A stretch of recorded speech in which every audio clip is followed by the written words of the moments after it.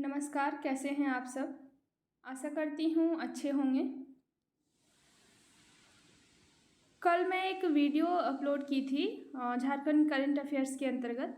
Topic था झारखंड की प्रमुख नीतियाँ। उसके लिए मैं आप सबसे क्षमा चाहती हूँ। हुआ क्या था कि उस वीडियो में कुछ तकनीकी समस्या के कारण ऑडियो अलग है और वीडियो अलग है। मतलब फ़ोटो में कुछ और दिख रहा है और ऑडियो कुछ और है। तो इस कारण पढ़ने में काफ़ी ज़्यादा प्रॉब्लम आ रहा है उस वीडियो में, तो इसके लिए सॉरी। आज मैं फिर से उसी वीडियो को एक बार फिर अपलोड कर दे रही हूँ, आप सब यहाँ से देख लीजिएगा। तो आइए क्लास की शुरुआत करते हैं। कल हम लोग जो पढ़े थे झारखंड की प्रमुख नीतियाँ, उसी पर आज फिर बात करने वाले हैं, सेम वीडियो है। तो सबसे पहले हम लोग देखने वाले हैं झारखंड की प्रथम औद्योगिक नीति। ठीक है, फर्स्ट इंडस्ट्रियल पॉलिसी कब आया था झारखंड में? तो 2001 में प्रथम औद्योगिक नीति 2001 में। इसका क्या पर्पस था? तो यह झारखंड की प्रथम औद्योगिक नीति थी जिसमें 10% औद्योगिक विकास दर का लक्ष्य रखा गया था। ठीक है, इसमें क्या रखा गया था? तो 10% औद्योगिक विकास का लक्ष्य रखा गया था। कितना परसेंट? 10%। तो प्रथम औद्योगिक नीति 2001 में आया और इसमें क्या हुआ? तो इसके तहत 10% विकास दर का लक्ष्य रखा गया था। ठीक है, अब देखना है द्वितीय औद्योगिक नीति। तो दूसरा औद्योगिक नीति 2012 में आया। पहला 2001 में आया, दूसरा 2012 में आया। इसमें क्या हुआ? तो इसमें बृहत उद्योग यानी कि बड़ा उद्योग, सूक्ष्म उद्योग तथा लघु उद्योग के बीच संबंध स्थापित करने पर बल दिया गया। ठीक है, जो दूसरा औद्योगिक नीति आया 2012 में, इसमें क्या हुआ? तो इसमें बड़ा उद्योग, सूक्ष्म उद्योग और लघु उद्योग के बीच संबंध स्थापित करने पर बल दिया गया। पहला में 10% औद्योगिक विकास दर रखा गया था। ठीक है, दूसरा में क्या हुआ कि बड़ा उद्योग, सूक्ष्म उद्योग, लघु उद्योग के बीच संबंध स्थापित करने पर बल दिया गया। पहला कब आया? तो 2001 में। दूसरा कब आया? तो 2012 में। अब देखते हैं आगे क्या पढ़ना है। आगे है औद्योगिक निवेश एवं प्रोत्साहन नीति। तो औद्योगिक निवेश एवं प्रोत्साहन नीति 2016 में आया है। ठीक है, यह वर्तमान प्रभावी औद्योगिक नीति है जिसका उद्देश्य अत्याधुनिक आधारभूत संरचना को खड़ा करना, नवाचार तकनीक को बढ़ावा देना और रोजगार के अवसर विकसित करना है। मतलब कि 2016 में जो औद्योगिक निवेश और प्रोत्साहन नीति आया, इसका क्या उद्देश्य है? तो नवाचार तकनीक को बढ़ावा देना और रोजगार के अवसर को विकसित करना। ठीक है, इसमें याद क्या क्या रखना है एक बार फिर से देख लीजिए कि प्रथम झारखंड औद्योगिक नीति 2001 में आया है, दूसरा झारखंड औद्योगिक नीति 2012 में आया है और औद्योगिक निवेश एवं प्रोत्साहन नीति 2016 में आया है। तो 2016 में जो औद्योगिक निवेश और प्रोत्साहन नीति आया, इसका क्या लक्ष्य है? तो इसका लक्ष्य है नवाचार तकनीक को बढ़ावा देना और रोजगार के अवसर को विकसित करना। ठीक है, अब आगे देखते हैं। अगला नीति है पुनर्स्थापना एवं पुनर्वास नीति। ठीक है, पुनर्स्थापना एवं पुनर्वास नीति क्या है? तो यह नीति 2008 में आया है और इसका उद्देश्य आदिवासी तथा स्थानीय समाज के हितों की रक्षा करना है। पुनर्स्थापना और पुनर्वास नीति तो 2008 में आया है, इसका उद्देश्य है आदिवासी तथा स्थानीय समाज के हितों की रक्षा करना। 4 कंप्लीट हो गया, 2001, 2012, 2016, 2008। आपको डेट याद रखना बहुत ज़रूरी है क्योंकि यहीं से कभी कभी सवाल पूछ लेता है। तो प्रथम औद्योगिक नीति 2001 में, दूसरा औद्योगिक नीति 2012 में, औद्योगिक निवेश एवं प्रोत्साहन नीति 2016 में जिसमें नवाचार तकनीक को बढ़ावा देना, रोजगार के अवसर को विकसित करना था, और फिर पुनर्स्थापना एवं पुनर्वास नीति 2008 में जिसमें आदिवासी एवं स्थानीय समाज के हितों की रक्षा करना था। ठीक है, अब 2008 के बाद जो आगे देखना है इसमें है प्रत्यार्पण एवं पुनर्वास नीति। ठीक है, तो प्रत्यार्पण एवं पुनर्वास नीति 2009 में आया।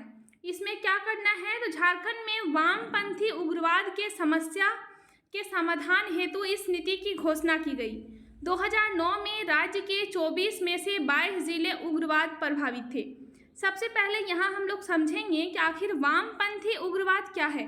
तो वामपंथी उग्रवाद कहने का मतलब एक ऐसा समूह से है जो परिवर्तन चाहता है हिंसा के माध्यम से, ठीक है, जिसको लोकतांत्रिक संस्थाएं पसंद नहीं है और वह क्या करता है, इसमें परिवर्तन चाह रहा है हिंसा के माध्यम से, ठीक है। तो वामपंथी उग्रवाद की समस्या के समाधान हेतु इस नीति को लाई गई और यह नीति कब आई, तो 2009 में। नाम क्या है, प्रत्यार्पण एवं पुनर्वास नीति।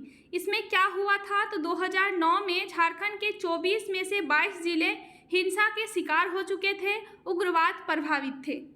तो यही वामपंथी उग्रवाद की समस्या के समाधान हेतु प्रत्यार्पण एवं पुनर्वास नीति लाया गया, जो 2009 में लाया गया, ठीक है। कितना में, 2009 में। अब आगे देखिए, अगला नीति देखना है वामपंथी उग्रवादियों के सरेंडर एवं पुनर्वास हेतु नई नीति, ठीक है। पहला क्या था, पहला था कि वामपंथी उग्रवाद के समस्या के समाधान हेतु जो नीति लाया गया था, जिसका नाम था प्रत्यार्पण एवं पुनर्वास नीति। अब क्या लाया कि वामपंथी उग्रवादियों के सरेंडर एवं पुनर्वास हेतु नई नीति। कब आया, 2015 में। पहली बार, याद रखिएगा यहाँ एक पॉइंट, कि पहली बार प्रत्यार्पण एवं पुनर्वास नीति कब आया, यानी वामपंथी उग्रवाद के समस्या के समाधान हेतु जो पहली बार नीति आई 2009 में आई, उसके बाद वामपंथी उग्रवादियों के सरेंडर एवं पुनर्वास हेतु जो दूसरी बार नीति आई, जो नई नीति आई, यह 2015 में आई, ठीक है। तो पुनर्वास हेतु नई नीति कब आई, तो 2015 में। इसमें क्या है, तो वामपंथी उग्रवाद में सरेंडर करने की प्रवृत्ति की उदासीनता को देखते हुए 2009 के कानून में इसके तहत प्रभावी संशोधन किए गए, ताकि नक्सली आसानी से सरेंडर कर सके, ठीक है, ताकि नक्सलियों को आसानी से पकड़ा जा सके, उन्हें गिरफ्तार किया जा सके। इसके लिए वामपंथी उग्रवादियों के सरेंडर एवं पुनर्वास हेतु नई नीति लाई गई, जो 2015 में लाई गई। अब आगे पढ़ते हैं झारखंड में स्थानीयता की नीति, ठीक है। तो स्थानीयता की नीति क्या है, तो इसका उद्देश्य राज्य सरकार के नौकरियों में स्थानीय लोगों के हितों की रक्षा करना है, ठीक है। इसी नीति के तहत अभी आपको पता होगा कितना विरोध चल रहा था झारखंड में, 60-40 का मुद्दा। यहाँ के छात्र नेता का सबका कहना है, यहाँ के छात्राओं का कहना है कि 90-10 चाहिए, जबकि 60-40 के कारण इतना विरोध हो रहा। तो झारखंड में स्थानीय नीति 2016 में आपको क्या पढ़ना है, किस नीति का उद्देश्य क्या है, तो इसका उद्देश्य राज्य सरकार के नौकरियों में स्थानीय लोगों के हितों की रक्षा करना है, ठीक है। झारखंड क्रय नीति 2014 में आया। अभी हम लोग अगला नीति पर बात करने वाले हैं, झारखंड क्रय नीति 2014। झारखंड में स्थानीय नीति कब, 2016। इसके अलावा झारखंड क्रय नीति कब, तो 2014। इसका क्या उद्देश्य है, तो इसका उद्देश्य राज्य में उत्पादित होने वाले उत्पादों की क्रय प्रणाली को आसान बनाकर उत्पादों का अधिकतम मूल्य जनता को दिलाना है, ठीक है। झारखंड क्रय नीति का एकमात्र उद्देश्य है कि यहाँ की जनता का जो वस्तु है, जो सामान है, उसके मतलब कि उसके बिक्री पर उन्हें अधिक से अधिक मूल्य मिले, ठीक है, अधिक से अधिक पैसा मिले। तो इसका उद्देश्य राज्य में उत्पादित होने वाले उत्पादों की क्रय प्रणाली को आसान बनाना है, ताकि उत्पादों का अधिकतम मूल्य, जो भी उत्पादन हो रहा है वस्तु, उन उत्पादों का अधिकतम मूल्य जनता को मिले। यही है क्रय नीति, जो 2014 में आया। अब आगे पढ़ना है झारखंड खाद्य प्रसंस्करण उद्योग नीति। देखिए 2-3 नीति आप एक साथ याद रखिएगा, झारखंड खाद्य प्रसंस्करण उद्योग नीति, झारखंड राज्य सौर ऊर्जा नीति, आगे है झारखंड औद्योगिक पार्क नीति, आगे है झारखंड निर्यात नीति, और फिर इसके आगे है झारखंड फिल्म नीति। बोलिएगा एक साथ क्यों याद रखें, तो झारखंड खाद्य प्रसंस्करण उद्योग नीति 2015 में आया है, झारखंड राज्य सौर ऊर्जा नीति भी 2015 में आया है, झारखंड औद्योगिक पार्क नीति भी 2015 में आया है, झारखंड निर्यात नीति भी 2015 में आया है, और झारखंड फिल्म नीति भी 2015 में आया है। तो टोटल आपको यहाँ 5 नीति याद रखना है, ठीक है। तो झारखंड खाद्य प्रसंस्करण उद्योग नीति क्या है, तो इसका उद्देश्य झारखंड में खाद्य प्रसंस्करण उद्योगों को बढ़ावा देना है, ठीक है।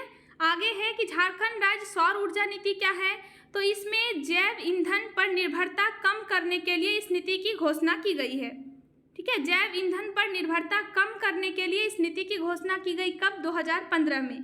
तो खाद्य प्रसंस्करण उद्योग नीति भी 2015 में आया और सौर ऊर्जा नीति भी 2015 में आया। आगे है औद्योगिक पार्क नीति। तो इसके माध्यम से सरकार वस्तुओं एवं सेवाओं का आधारभूत संरचना एवं बाजार विकसित करना चाहती है। ठीक है, इसके तहत सरकार क्या करना चाहती है? तो वस्तुओं एवं सेवाओं का आधारभूत संरचना एवं बाजार विकसित करना चाहती है सरकार। तो खाद्य प्रसंस्करण उद्योग नीति, सौर ऊर्जा नीति, औद्योगिक पार्क नीति तीनों 2015 में आया है, डेट याद रखिएगा। झारखंड निर्यात नीति भी 2015 में आया है, जिसका उद्देश्य क्या है?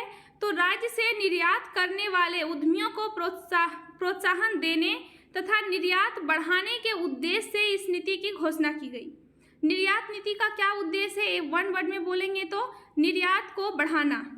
ठीक है, आगे है झारखंड फिल्म नीति, यह भी 2015 में आया है। तो राज्य में फिल्म उद्योग को बढ़ावा देने और लोक कलाकारों का सम्मान देने के उद्देश्य से इस नीति का निर्माण किया गया। फिल्म नीति क्या है? कि राज्य में फिल्म उद्योग को बढ़ावा मिले और लोक कलाकारों का सम्मान हो, इसके लिए 2015 में क्या आया? झारखंड फिल्म नीति। तो 2015 में आपको टोटल 5 याद रखना है। झारखंड खाद्य प्रसंस्करण उद्योग नीति, झारखंड राज्य सौर ऊर्जा नीति, झारखंड औद्योगिक पार्क नीति, झारखंड निर्यात नीति और झारखंड फिल्म नीति। कंप्लीट हो गया। अब आगे देखते हैं, आगे क्या क्या पढ़ना है। आगे है झारखंड स्टार्टअप नीति 2016। नई पीढ़ी को रोजगार परक बनाने तथा राज्य में निवेश बढ़ाने हेतु इसकी घोषणा की गई। ठीक है, स्टार्टअप नीति 2016 का क्या उद्देश्य है? नई पीढ़ी को रोजगार परक बनाने के लिए अधिक से अधिक रोजगार हो और राज्य में निवेश बढ़ाने के लिए स्टार्टअप नीति लाई गई 2016 में। आगे है झारखंड बीपीओ और बीपीएम नीति। ठीक है, तो यह क्या है? तो इसका उद्देश्य रोजगार वृद्धि तथा शासन में सूचना प्रौद्योगिकी को बढ़ावा देना है। अगला है झारखंड मद्य निषेध नीति 2016 में टोटल 3 याद रखिएगा आप, झारखंड स्टार्टअप नीति, झारखंड बीपीएम नीति और झारखंड मद्य निषेध नीति। झारखंड मद्य निषेध नीति 2016 में क्या था कि इस नीति के तहत झारखंड सरकार ने 1 अगस्त 2017 से खुद ही शराब बेचने का निर्णय लिया है। तो आपको याद रखना है, डेट थोड़ा ज़्यादा इम्पॉर्टेंट है कि झारखंड स्टार्टअप नीति कब आया? 2016 में। झारखंड बीपीएम नीति 2016 में, झारखंड मद्य निषेध नीति 2016 में। अब एक और है सेवा का अधिकार अधिनियम 2011। इसका उद्देश्य राज्य के नागरिकों को निश्चित समय अवधि के भीतर सरकारी सुविधा उपलब्ध कराना है। ठीक है, सेवा का अधिकार अधिनियम क्या है जो 2011 में आया था? तो इसका उद्देश्य राज्य के नागरिकों को निश्चित समय अवधि के भीतर सरकारी सुविधा उपलब्ध कराना है। इतना कंप्लीट हो गया। अभी तक जो देखे थे ये सब पुरानी नीतियां थी, अब कुछ नई नीतियों पर भी बात करने वाले हैं, तो आइए देखते हैं। अब देखिए, आपको अगला जो कुछ नई नीति है 2022 की कोई पॉलिसी है जिसके बारे में पढ़ना है। तो देखिए यह कौन सी पॉलिसी है। ठीक है, तो Jharkhand electric policy 2022। Jharkhand electric policy 2022 क्या है, इस पर थोड़ा सा देख लीजिए। तो इसके तहत राज्य सरकार ने इलेक्ट्रिक वाहन खरीदने पर अनुदान देने की घोषणा की है। सरकार का कहना है कि जो भी व्यक्ति इलेक्ट्रिक वाहन खरीदेगा उसे सरकार की तरफ से अनुदान मिलेगा।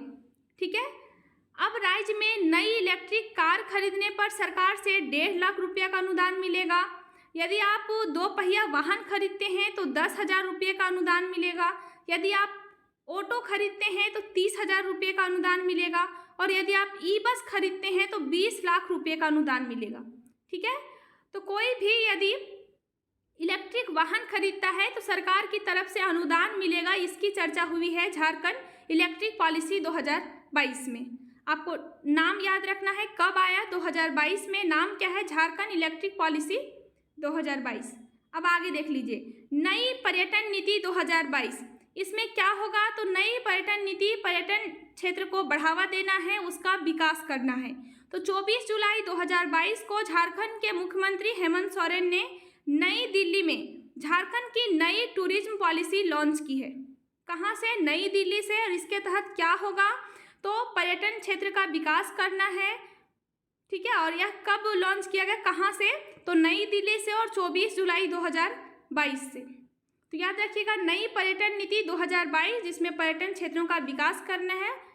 और एक और क्या पढ़े थे हम लोग, तो झारखंड इलेक्ट्रिक पॉलिसी 2022, दोनों कब का है, 2022 का है।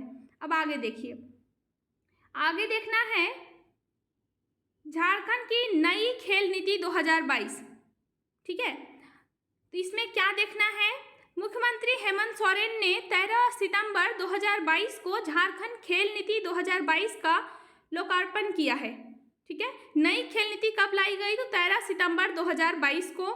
इसमें क्या होगा, तो इस नई नीति में खिलाड़ियों को 6,000 रुपये तक की छात्रवृत्ति मिलेगी, जो पूर्व खिलाड़ियों को 10,000 रुपये तक मासिक पेंशन और खेल प्रशिक्षकों को 10 लाख रुपये तक की सम्मान राशि देने का प्रावधान किया गया है। तो झारखंड की नई खेल नीति क्या है, तो झारखंड की नई खेल नीति का जो मुख्य उद्देश्य है, यह राज्य में खेलों में खिलाड़ियों की क्षमता निर्माण एवं उनका विकास करना है, ठीक है। राज्य में खेलों में खिलाड़ियों का क्षमता निर्माण और उनका विकास करना है। इसके तहत 6,000 रुपये तक की छात्रवृत्ति मिलेंगी, ठीक है, किनको, खिलाड़ियों को, और जो पूर्व के खिलाड़ी हैं उनको 10,000 रुपये तक मासिक पेंशन मिलेगा और खेल प्रशिक्षकों को 10 लाख रुपये तक सम्मान राशि मिलने वाली है। तो झारखंड की नई खेल नीति खिलाड़ियों का विकास करना है इसके तहत, ठीक है। यह कब आया, तो 2022 में। अब आगे देख लीजिए, आगे कौन सी नीति पढ़ना है, तो आगे पढ़ना है सौर ऊर्जा नीति 2022।